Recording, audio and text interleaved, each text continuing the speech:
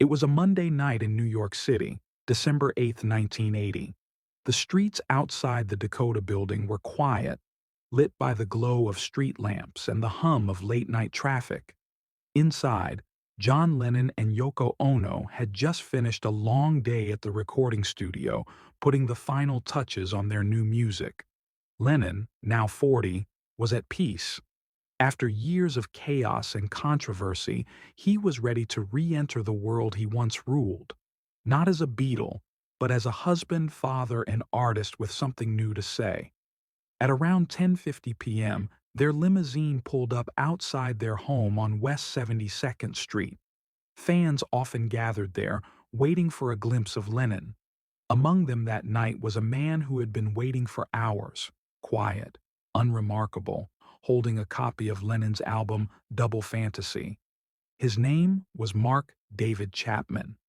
Hours earlier, Lennon had smiled at him, signed the record, and moved on, unaware he had just met the person who would end his life before the night was over.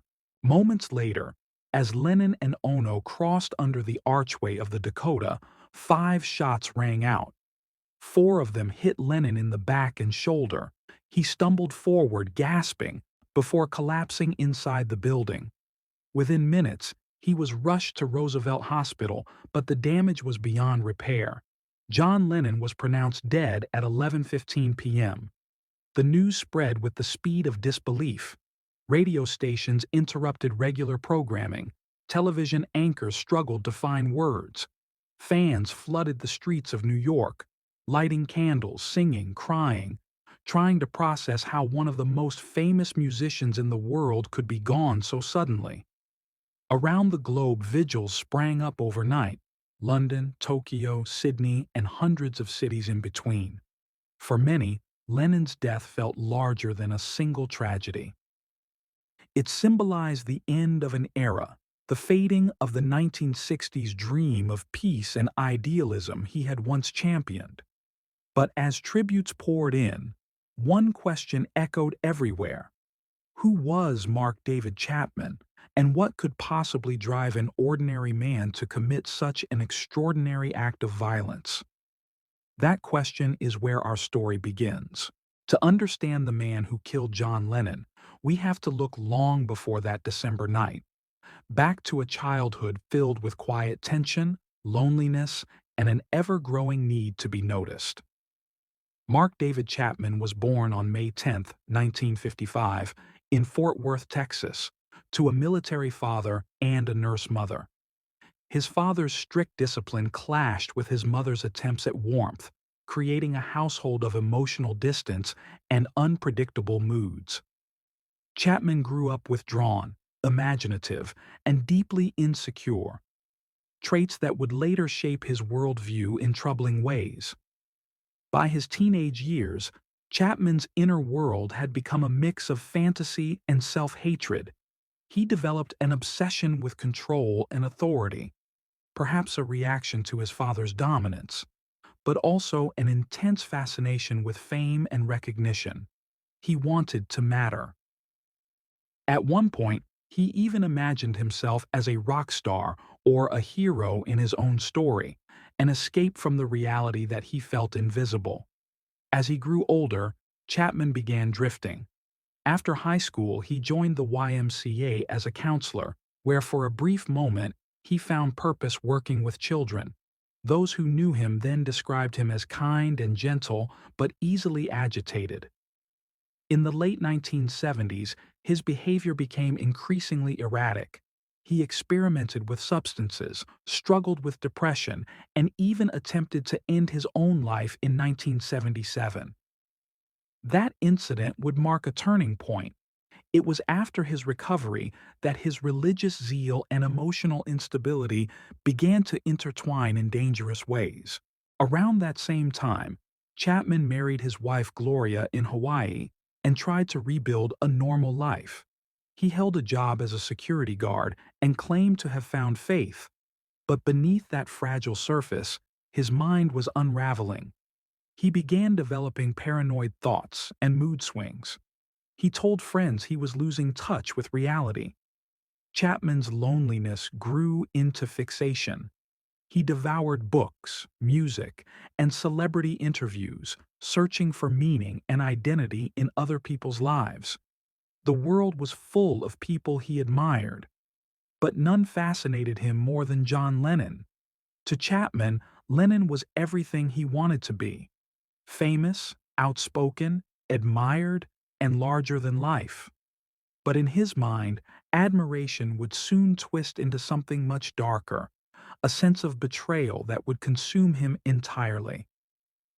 And that betrayal began with a book that would come to define his life. Mark David Chapman's obsession with John Lennon didn't start with hatred. It began with admiration. In the early 1970s, Lennon represented everything Chapman thought he valued: peace, individuality, rebellion against hypocrisy. Chapman was drawn to Lennon's honesty and his ability to inspire millions. But over time, something inside him shifted. That admiration began to curdle into resentment, fed by Chapman's growing instability and an increasing sense that the world was full of phonies. This idea of people pretending to be something they weren't came from a book that would consume him: The Catcher in the Rye by J.D. Salinger. Chapman didn't just read the novel, he absorbed it. He began to see himself as Holden Caulfield, the disillusioned narrator who despised superficiality and corruption in adults. The novel became Chapman's moral compass, and he started to use it to judge everyone around him, including the man he once admired most. When Lennon famously said in the 1960s that the Beatles were more popular than Jesus, Chapman never forgot it. At first, he brushed it off as arrogance. Later, as his mental health deteriorated, that comment became proof, in his mind, that Lennon had betrayed the very ideals of love and humility he preached. Chapman began to believe that Lennon was a hypocrite, a man who spoke of peace but lived in luxury, a man who sang about no possessions but owned multiple properties. To him, Lennon was the ultimate phony. By 1980, Chapman's obsession had turned into a mission. He began researching Lennon's life, his routines, and even his home at the Dakota Building in New York City. He told his wife and friends he wanted to travel to meet Lennon, pretending it was out of admiration. In truth, he had already begun to plan something far more sinister. Still, Chapman's mind wavered between devotion and destruction.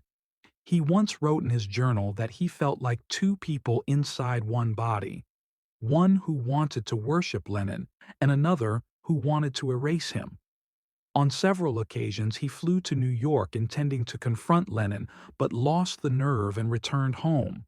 Yet each failure only made his desire stronger. By late 1980, Chapman's obsession had reached its peak. His copy of The Catcher in the Rye was now annotated and underlined, almost like a personal manifesto. In his mind, he wasn't preparing to kill a man. He believed he was preparing to make a statement, and that statement would come on a cold night in December. December 8, 1980, began like any other day for John Lennon.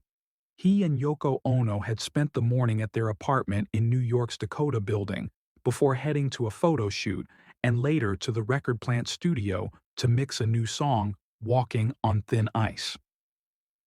Lennon was optimistic. His new album, Double Fantasy, had just been released after a 5-year break from music. He was finally content, balancing his family life with a creative rebirth that fans around the world were celebrating.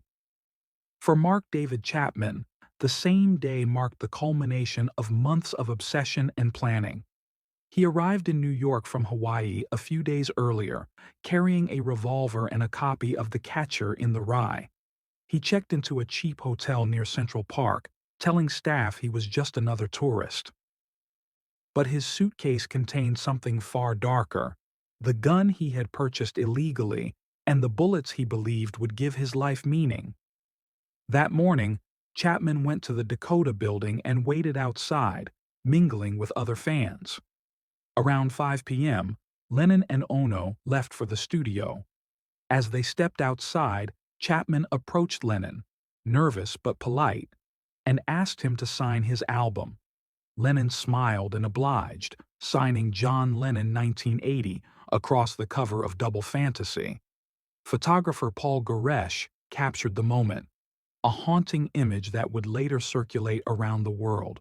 For most people, that brief encounter would have been unforgettable. For Chapman, it was only the beginning.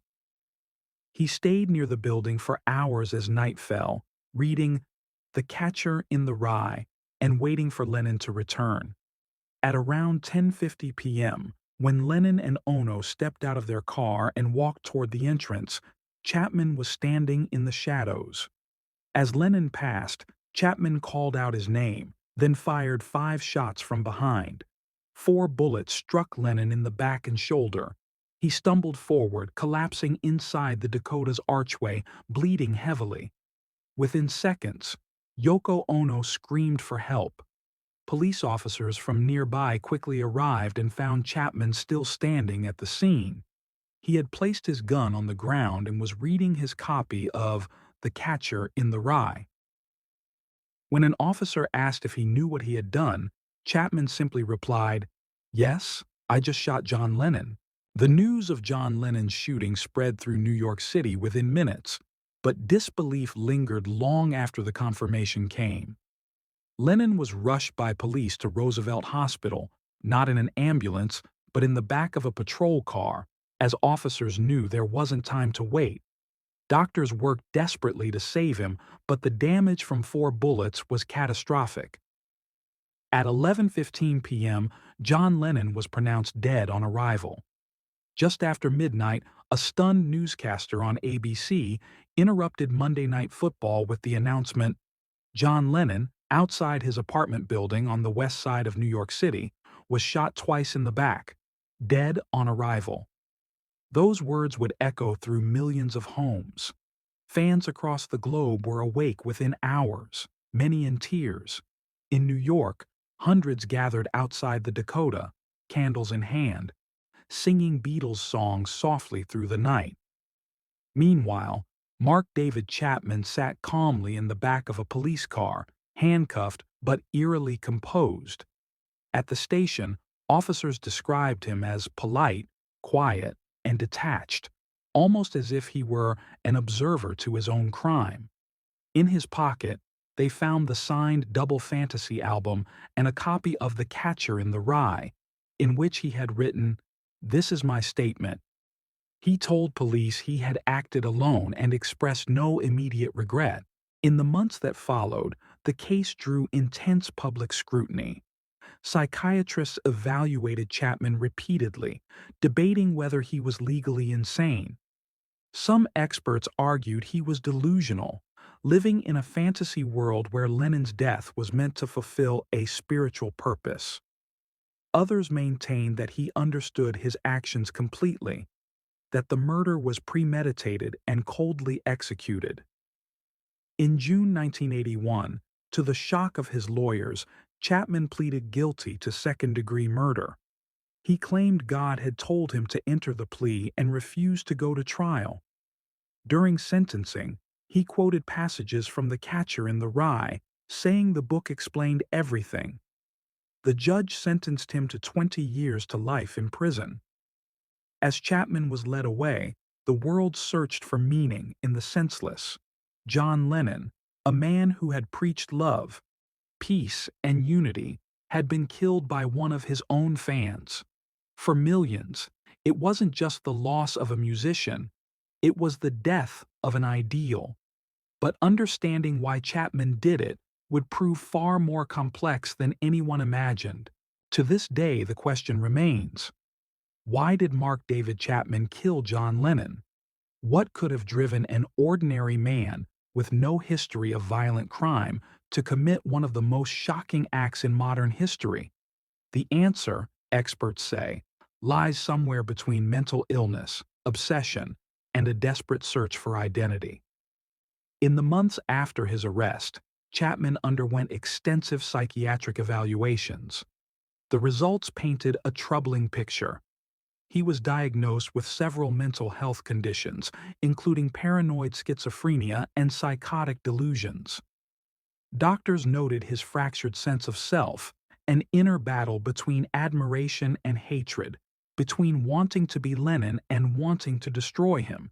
He reportedly believed that by killing Lennon, he would become famous and finally be recognized as someone important.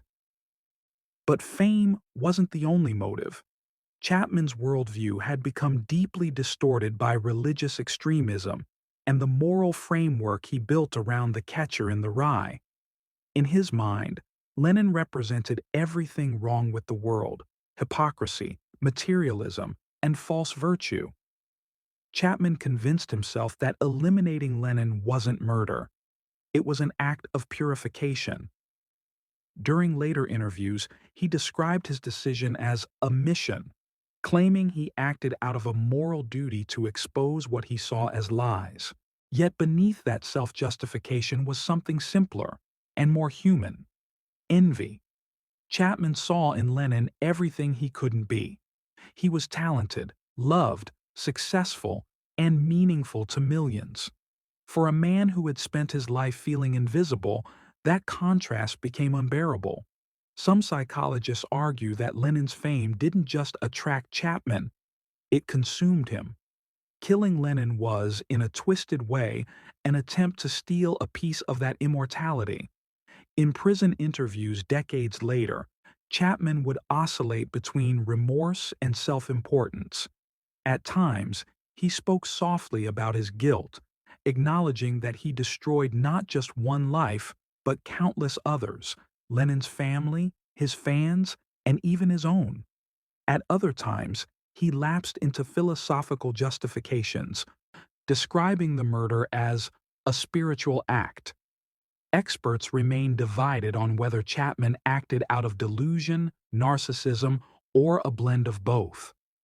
But one conclusion is certain: his crime was not spontaneous.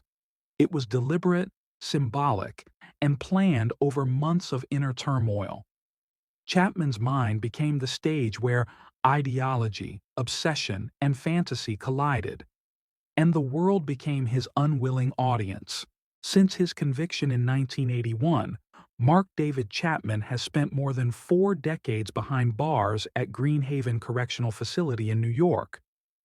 Under his sentence of 20 years to life, he first became eligible for parole in the year 2000. Every 2 years since, Chapman has appeared before the parole board, and every time he's been denied. 14 hearings, 14 denials, each one reopening wounds for those who never stopped grieving John Lennon. In those hearings, Chapman has often expressed remorse. He has spoken of his guilt, his shame, and his recognition that no apology could ever be enough. "I assassinated him because he was very, very famous," he told one parole board.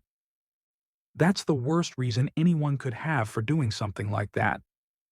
He described feeling a deep sense of evil at the moment he pulled the trigger and said that in that instant he knew he had destroyed not just a man but an entire legacy. Yet for Lennon's family, especially Yoko Ono, those words have never been enough. Ono has consistently urged the board to keep Chapman imprisoned, citing both the enduring trauma of Lennon's death and the safety risks his release could bring. She has written multiple letters over the years, describing her fear that Chapman's freedom could inspire others to commit copycat crimes or reopen old scars that have never fully healed. Public opinion has overwhelmingly sided with her. Each time Chapman's name appears in the news, outrage resurfaces. To many, he remains the embodiment of senseless celebrity violence, the man who shattered an era of optimism and left behind a shadow that still lingers over music and culture. In his more recent interviews, Chapman has claimed to have found faith and says he now spends his time reading the Bible and mentoring other inmates. Even so, parole officials have repeatedly concluded that releasing him would undermine respect for the law and depreciate the seriousness of his crime. As of 2025, Mark David Chapman remains incarcerated, approaching 70 years old. Whether or not he truly feels remorse is something only he knows. But for the millions still affected by Lennon's death, Chapman's continued imprisonment is more than justice. It's a reminder of how a single act born from obsession and self-importance can echo through generations. The assassination of John Lennon did more than end a life. It reshaped the world's understanding of fame, vulnerability, and the dark side of obsession. Lennon had been more than a musician. He was a cultural icon, a symbol of peace, love, and rebellion. His death highlighted that even the most revered figures are not untouchable, and that celebrity can attract not only admiration, but danger. In the years following December 8, 1980, Lennon's influence only grew. Fans poured into the streets of New York for memorials, and vigils were held across the globe. Music that had once inspired hope became, in many ways, a memorial for a dream cut short. Every generation since has discovered the Beatles and Lennon's solo work, often with the story of his murder looming in the background. A constant reminder of how fragile life can be, even for those the world elevates. The Dakota Building, once a bustling residence, became an emblem of that vulnerability. Security measures for celebrities were reassessed worldwide. The idea that an obsessed fan could approach a public figure so closely, so calmly, changed how musicians, actors, and politicians interacted with their audience. Lennon's death became a cautionary tale, a case study in personal safety and the limits of public access to fame. Chapman's continued incarceration and repeated parole denials also shaped public discussion. His hearings became a platform for dialogue about justice, rehabilitation, and the question of remorse. Experts debated whether he had truly changed, while the public weighed the morality of lifelong imprisonment against the severity of the crime. Chapman's story reminds us that the consequences of a single act of violence ripple far beyond the immediate victims, affecting families, fans, legal systems, and culture itself. Perhaps most profoundly, Lennon's death continues to provoke reflection on obsession. Chapman's fixation was extreme, but it mirrored the darker aspects of celebrity culture: envy, idealization, and the dangerous desire to control or possess someone's life. In studying the tragedy, audiences are confronted not only with Chapman's pathology, but with their own fascination with fame and the stories of those who live in the public eye. Ultimately, the legacy of John Lennon's murder is both tragic and instructive. It is a reminder that genius and vulnerability often walk hand in hand, that fame attracts both admiration and peril, and that even icons are mortal. The story of Mark David Chapman is inseparable from the story of Lennon himself, a chilling narrative of obsession meeting opportunity, leaving a mark on history that can never be erased. John Lennon's death was not just the loss of a musician, it was the loss of an era, a vision, and a voice that had inspired millions. From the Beatles' revolutionary music to his solo activism, Lennon represented ideals of peace, creativity, and compassion. That a single, calculated act by one man could abruptly silence such a force reminds us how fragile life can be, even for those who seem untouchable. Mark David Chapman will always be remembered as the man who took that life, yet understanding him requires more than labeling him a criminal. Chapman was a troubled individual, shaped by neglect, obsession, and a fractured sense of self. His fixation on Lennon was a dangerous collision of envy, ideology, and delusion. While he remains behind bars, his story serves as a stark reminder of what can happen when obsession and opportunity meet. Lennon's family, friends, and fans have carried the weight of this tragedy for decades. Yoko Ono, in particular, has transformed grief into action, preserving Lennon's message of peace while confronting the consequences of obsession. Tributes, memorials, and the continued popularity of his music ensure that Lennon's legacy endures, a testament to the resilience of art and spirit in the face of senseless violence. The broader cultural impact of Lennon's murder also cannot be overstated. Security measures for public figures changed. Conversations about mental health and the influence of fame became more urgent, and the public's awareness of the risks inherent in celebrity life grew. Lennon's death became more than a personal tragedy. It became a societal turning point. And yet, even decades later, the story of Chapman and Lennon continues to fascinate, horrify, and teach. It challenges us to reflect on the human psyche, the nature of obsession, and the price of fame. It asks uncomfortable questions. How do we balance accessibility with safety? How can we recognize warning signs before they escalate?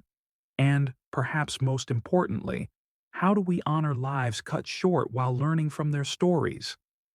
Ultimately, John Lennon's music and message survive as a counterpoint to the darkness of his death.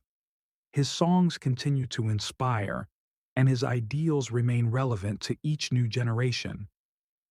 The tragedy of December 8, 1980, is forever intertwined with the life and death of Mark David Chapman, a chilling reminder that obsession can take the most unexpected and devastating forms. Yet through it all, Lennon's legacy reminds us that hope, creativity, and love endure even in the face of unimaginable loss.